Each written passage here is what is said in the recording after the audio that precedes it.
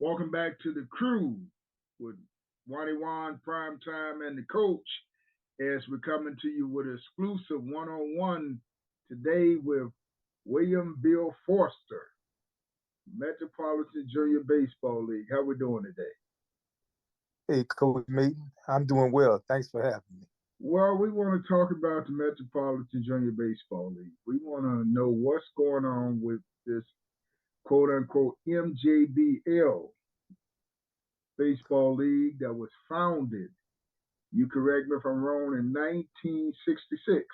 That is correct, Coach Mayden, and it's hard to tell a person that knows a whole lot about something, which is you, about Metropolitan Junior Baseball League, as you served as the national commissioner and did a lot of things to help make our program grow. So we're indebted to you, and express gratitude for the things that you've done to help us. But yeah, we have been around since 1966.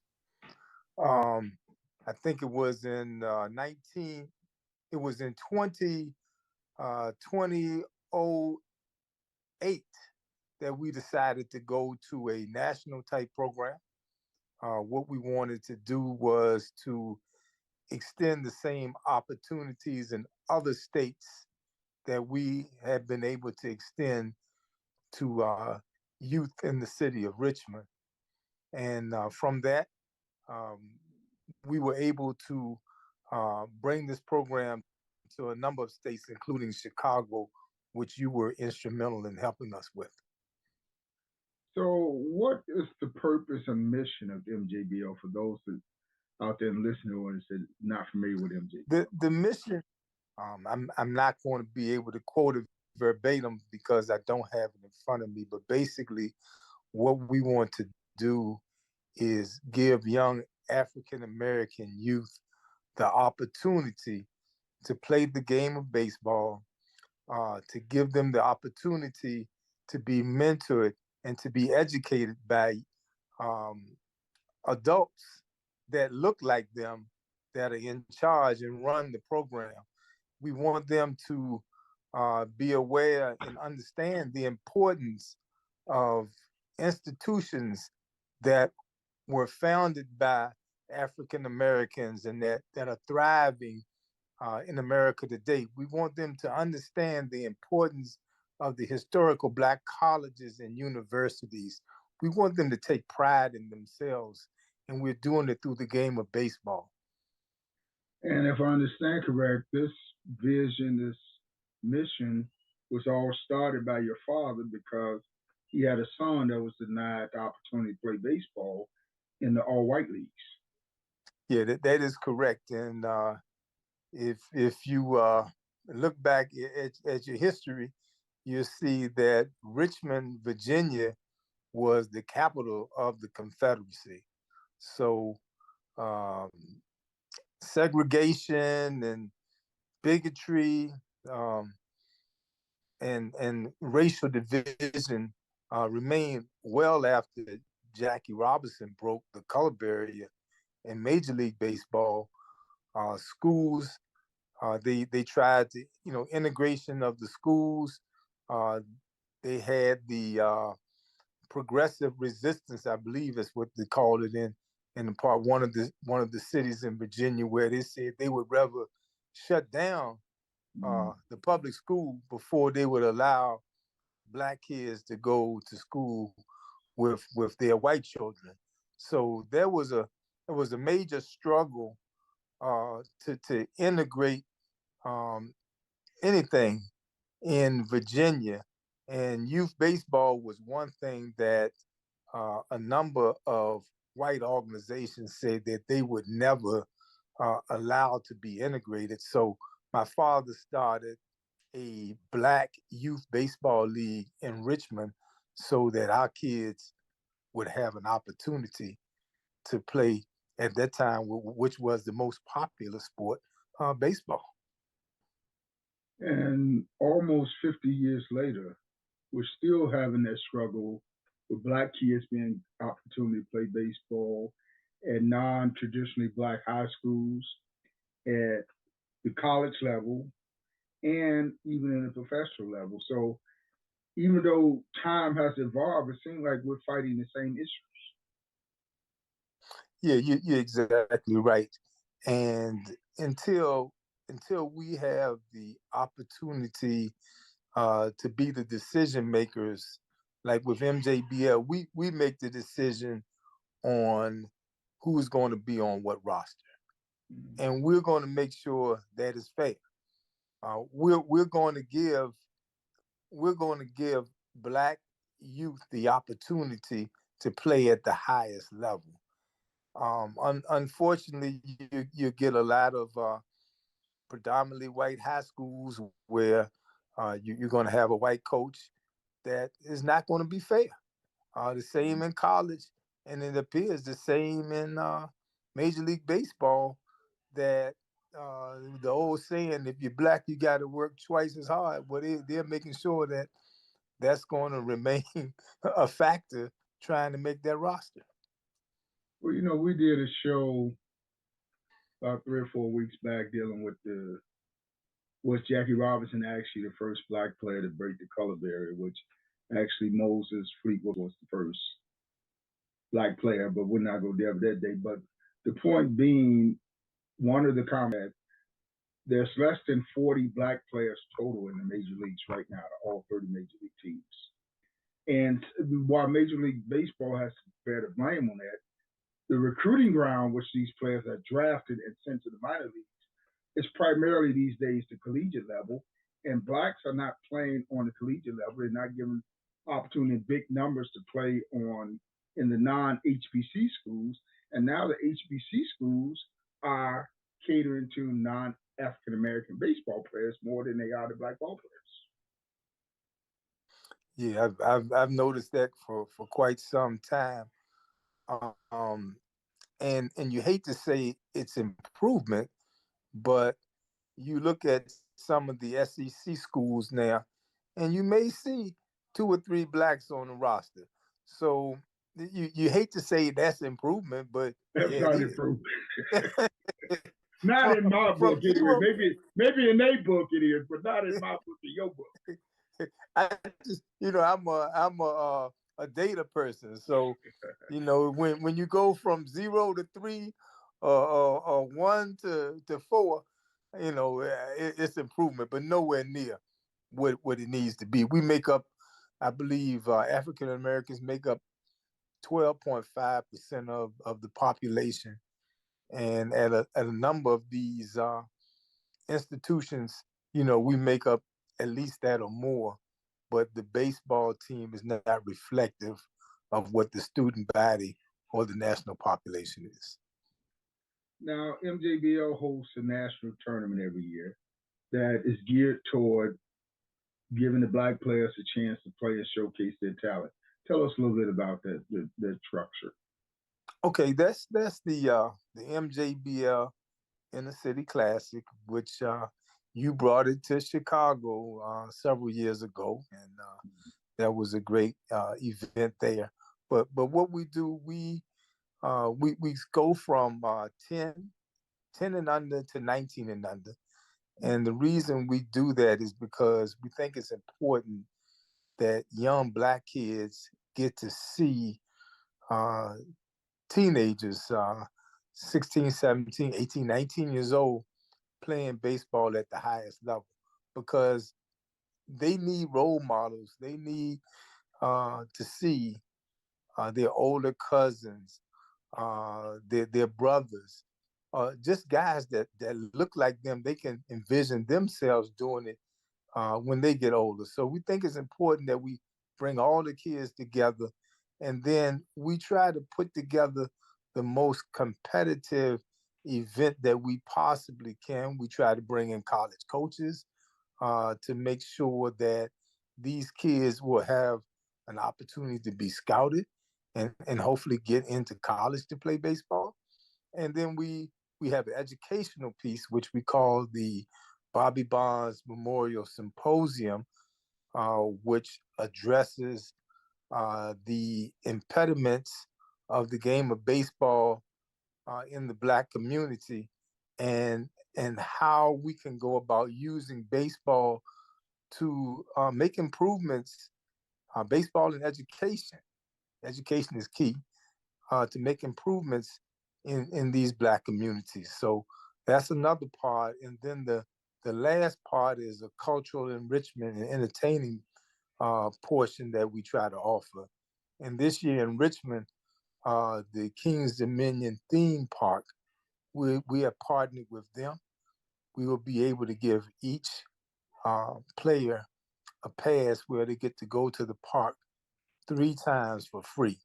So, and that's like a $75 ticket to get in for one day, but they'll be able to get it for 3 consecutive days to go while they're here and enjoy themselves and have some fun. So that's what it's all about. It's about the experience, the camaraderie of playing one another. I've heard stories about young men that are in college. Was 2 guys that were at Morehouse, and they said, "Hey, man, I heard of this event, the MJBL Inner City Classic, and I think we played against your team, and it was actually a kid from Ohio and a kid from Richmond. So, we're happy to hear those type stories and the bonding that comes about." You said they get 3 free passes to the amusement park. Yeah, they get 1 pass, but it allows them to go to 3 times. Yep, 3 times for free. That's correct. I'll be down there tomorrow to get my free pass. And I'm getting on the water slide too. Now, you've been around as the architect or the face of MJBL for a number of years. Going international, you're going over to the Bahamas. What's with that? Yeah, we've had a connection with the Bahamians for a number of years. I think we've started that connection back in 2007. Mm-hmm. And we've just continued to grow that. We had we do an annual All-Star game. We do an MLK holiday weekend, and we started to do it in Nassau, and we did it for a couple of years. Then COVID came and shut everything down. Mm-hmm. But here recently, Greg Barrows, that runs the program, Freedom Farm Baseball over in Nassau, he was named the Babe Ruth Caribbean Commissioner. Okay. And they put together the Babe Ruth Caribbean International Championships. Mm-hmm. And we received the invite to represent the United States of America. And we went over there and played last year against teams from Puerto Rico, Aruba, St. Martin's, the Netherlands. Who else am I leaving out? I'm leaving out somebody, but it was a number of teams, and it's a experience that most kids from the U.S. don't get. You can pay as much money as you want to, and you can go to these perfect game tournaments, these PBR tournaments, but you don't get the opportunity to play this international style of baseball. It's fast paced, it's action. You've got MLB scouts there because these young men can be signed at 16 years old. So the scouts are there looking to sign some of these players, and while they're there looking to sign some of those players, we had some players that caught their eye. So that's what it's all about: exposure and playing at the highest level of competition. So, we're real pleased to be able to say that, these young men are going to have an opportunity to play at the highest level based on our relationships with the Nassau Bahama group from Freedom Farm Baseball.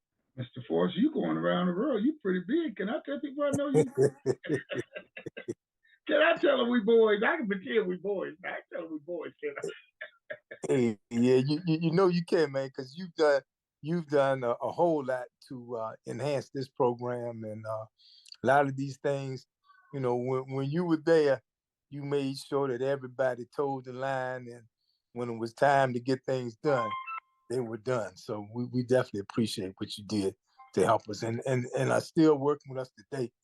So you know, it takes people like you to make this thing work. So, I know from my experience in baseball that it takes a lot of funding to run a program and keep it going. I mean, what are the challenges that you have faced with getting sponsors and funding for the program? There are enormous challenges, especially when people don't realize that um, $90, $100 is a lot of money to some families to play. Nowadays, when you play, even in the recreational league, they're charging over $100 to play, and then travel ball, it gets astronomical. You may have to pay $2,500 to join the team, and then you've got to pay for each trip that you go on. And a lot of our kids' parents just don't have that type money, so either they abandon the game or they get left behind because it's not the opportunity there for them to play. So we try to go out and make sure that we can raise the money so they will get the same experience as a more affluent kid from one of the um, more affluent neighborhoods would have. So it's a challenge, and then sometime as you try to get money, uh, people don't understand that, hey, there are a whole lot of families here that don't have that discretionary dollar, and that the life lessons learned through baseball are important, and we need to be able to help provide these life lessons to these kids, and it's a tough challenge, but we've been working hard at it, and hopefully we'll find more inroads to continue to generate dollars. What do you say to that myth that's going around that black kids ain't playing baseball and baseball in the inner city is dead?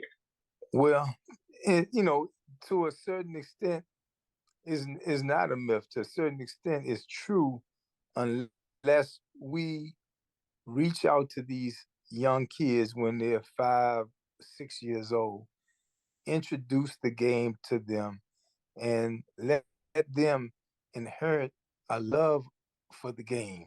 They've got to be hooked on the game at an early age, and then once they understand the game and develop that love for the game, they'll never give it up. But when you wait until the kid is 12, 13 years old, you've lost them in the city, because it's too many other things for them to be involved in. In athletics, it's going to be basketball, football, and even today is soccer that they can get involved in, and we don't I even don't want know to. about soccer, man. I don't know about soccer, dude. Yeah, Come on yeah. now. Soccer is easy because all you need is a ball and a grass field. So yeah, we're seeing more black kids playing soccer, and then of course you got the sedentary type kid that wants to stay in the house and play video games. He's not gonna come outside and do anything.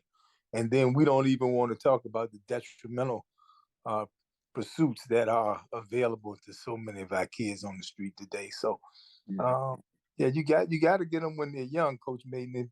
And if you can do that, if you can get them to learn the game and enjoy the game when they're young, they'll never give it up. And you've been doing it all your life, so you are a prime example of what it's 43 years done. now, can't turn it loose.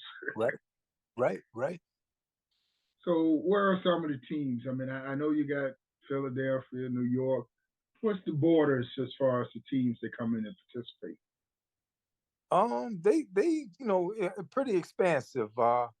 From down in Florida with your good friend Ricky Weeks. A few weeks. I was with him today with our USA team up in DC. And then we go all the way up to Connecticut with your friend Jimmy Mayers, Jimmy Yeah. Mazzarios. Yeah. And then you've got Ray Stevens in Oh Detroit. Lord, my man Ray. Shout out to you, Ray. Got my Yep. baseball bat for you though. So yeah, we are pretty expansive. We have some that have come and gone. And then we have some that just have moved on to other things. Their sons age out and they're there where their sons are there. So we used to have a presence all the way as far as California. Team Cali with Brent Tebow. I think Brent actually left California. So one of the things that we always tried to do is build an infrastructure. So if one person leaves, the organization doesn't fold. But we haven't always been successful at that. And a few years back we lost a pioneer and what came to be a good friend of mine, and I know like a father figure to you and Ken Free. Yeah. Ken Free was a major cog in this operation for a number of years. And for you all that don't know of Ken Free, he actually played in the Negro Leagues.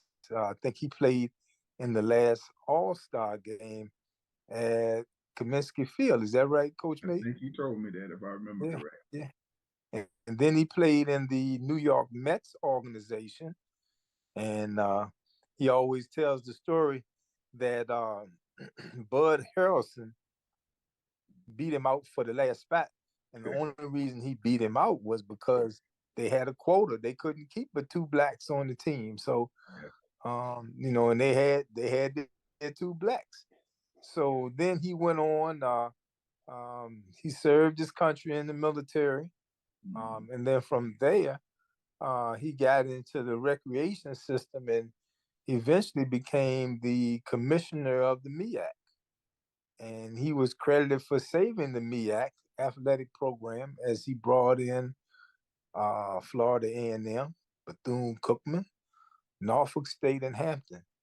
So he was a real pioneer, and he's been greatly missed since he passed a couple of years back. He was a great man, and we became great friends, and we had a lot of conversations on the phone. I've endeared myself to the legacy of Ken Free. So where's MJBL going for 2023? What's in the near future and the distant future for MJBL? Okay, well, this weekend we were up in Washington D.C. and we brought our team in that's going to represent the USA in the Babe Ruth Caribbean International Championships. We actually had a workout Friday morning. Then we toured the U.S. Capitol. We were hosted by Senator Jennifer McClellan, Senator Bobby Scott, both of them from Virginia, David Throne from Maryland, who presented certificates for the players from last year, congratulating them on the second place finish. And then for the players for this year, well wishes and congratulating them being selected on the team. Senator Blumenthal from Connecticut also was involved. So we had a nice tour of the U.S. Capitol educational piece, which we always try to throw in because we know that the game of baseball, if you look at the numbers, you're not going to go but so far with with making money in baseball. not on the field. So we want you to be, get as much education as possible, and then maybe will be a pioneer like you, Coach Mayden, and start a baseball league where professional players can get paid and we'll have some black ownership. But anyhow, from there, that's another story. But from there, the classic, of course, is going to be in Richmond, Virginia, August the 2nd through the 6th. Mm-hmm. And I digress for a minute. The Caribbean International Championship will be in Nassau, Bahamas, from July 20th through the 24th. Mm-hmm. And then we still do phone calls or Zoom calls with our group twice a month to talk about ways that we can improve baseball in the cities where we have league members. So that's what we're doing. And of course, it's always a challenge to get the necessary publicity and promotions out there so that people understand what we're doing. And I thank you again for having me on here. So this will get out the word through this podcast, who we are, what we're about, and hopefully we'll bring in some more kids, some more teams, and some additional dollars. And I got asked obvious course. You said you guys toured the Capitol. Y'all didn't run into no riots down there, did y'all? No rides. That's what and that's what they need to see. They need to see young people and primarily young Black people in this instance. They are enjoying the Capitol, engaging in a peaceful and educational process, and displaying the love for our country and the love for the game of baseball. And you mentioned some of the teams and cities that was represented in MJBL. Now you didn't mention my buddy Jimmy Williams. Now you know when Jimmy O see this interview and his name wasn't mentioned, he gonna call me now. You're right. So can you stop this and then splice it and put Jimmy O's name on yes, there first? I will. now let our audience know who Jimmy O is. Okay, what Jimmy O is, and we talked about Ken Free being a key cog for the organization and for the league. It's hard to top Ken Free, but Jimmy O, you probably would have to say tops Ken Free far as history with MJBL. He's been with us for a very long time. He's the one that was instrumental in starting the Bobby Bonds Memorial Symposium. Jimmy O played in the San Francisco Giants organization. He was a roommate of Bobby Bonds. And when I met him, he was the coach at Howard University. Howard University was one of the schools where we were able to get our kids that were excelling in baseball an opportunity to go to school, further their education, and play baseball collegiately.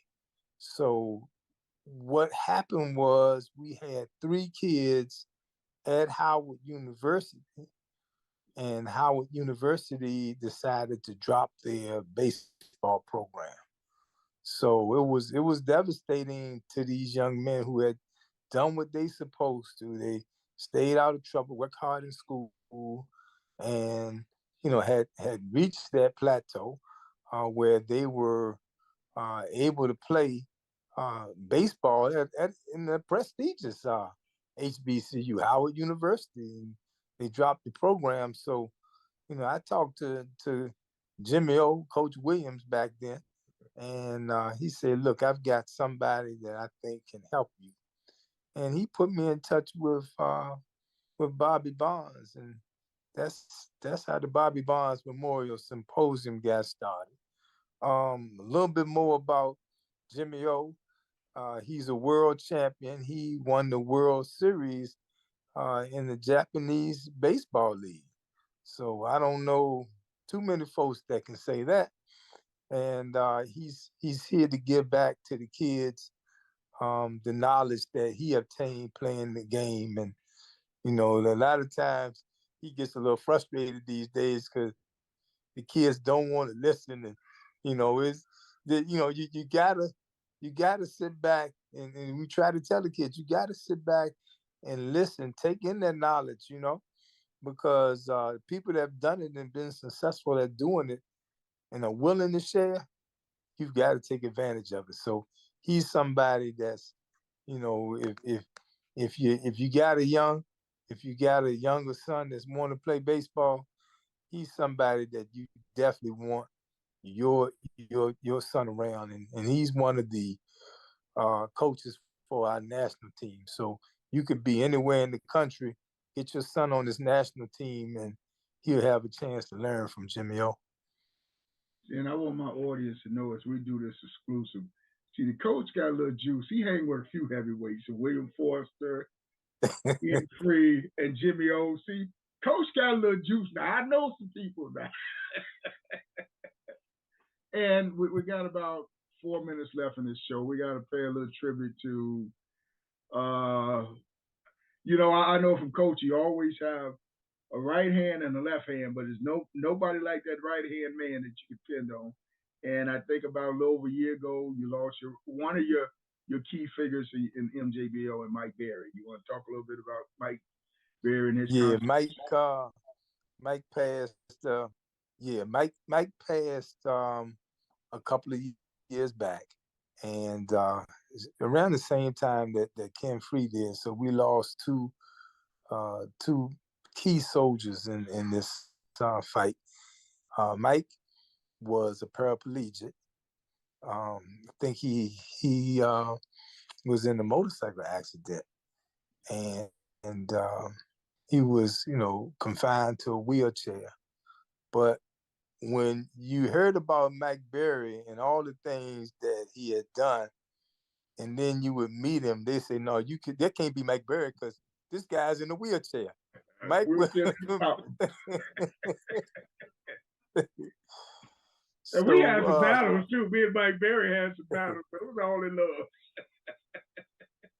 Yeah, so Mike did a tremendous work for the youth and underserved areas throughout Richmond, and then with the Classic, his reputation extended past Richmond throughout the country with the teams, because when you came to the Classic, when you registered, the first person you had to come through was Mike Berry. Yes, and you better have your paperwork right.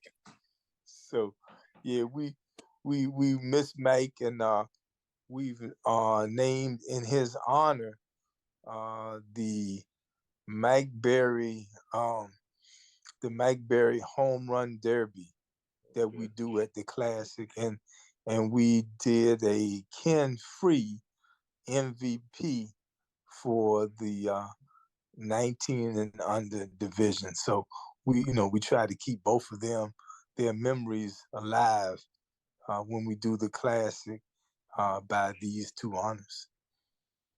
And then I think you got another soldier with you too in Paul Johnson. We're gonna have to name them all, or you gonna get coached in trouble when they see this interview. Yeah, that's right. Yep, Paul K. Johnson, the professor. When I met him, he was the head coach at Lincoln University in Pennsylvania, and he came down. We had a deal with Amtrak at that time, and we put him and his assistant coach Doug Thompson on the train and brought him down to the Classic. And Paul has been with us ever since. Today he serves as our communications commissioner. So when something doesn't get out, we say, Paul, man, what's going on? But Paul does an outstanding job at that, good-natured, always willing to help. So, and a lot of baseball knowledge. Yeah. So. Well, I could say this, that serving as commissioner at MJBL has brought a lot of memories, a lot of fun, and a lot of new friendships. I ran across MJBL. I don't know how I ran across you guys, but I've traveled across the country in years participating in tournaments, and I'd never been in a tournament with all black teams. I found out about this team, and man, it was like heaven to be in a tournament. And it's not all black, because we got some diverse kids in the program, and we got Jimmy M out of what Jimmy's out of, Jimmy Maslow out of Bridgeport, Connecticut. So there's some diversity in the program. So we say black, we don't mean it from a racial standpoint. But it was just refreshing to come down to a tournament and see a bunch of black kids playing baseball. That was in my 40 plus years of coaching, I had never. Most of the time when we went someplace, we were the only black faces in town. But we got about a minute left. Anything you want to let the audience know about MJBL? No, just thanks for having me on the show, and hopefully the listening audience may have some kids that want to get involved in baseball, and they can reach out to either you, or they can reach out to me through mjbl.org. That's where you can find my contact information. And we just want to keep the game of baseball alive in our community, and through the game of baseball, we want to educate our youth and prepare them for success, because that's what it's all about. Baseball is just a game, but the game of life is what we really want to win at, and we want them to be prepared to be successful in the game of life. So, Coach Mayden, I certainly appreciate the opportunity. Always good talking to you. We're trying to reach 1,000 new subscribers before the end of this show. So you can help us get there by logging on to our YouTube channel and become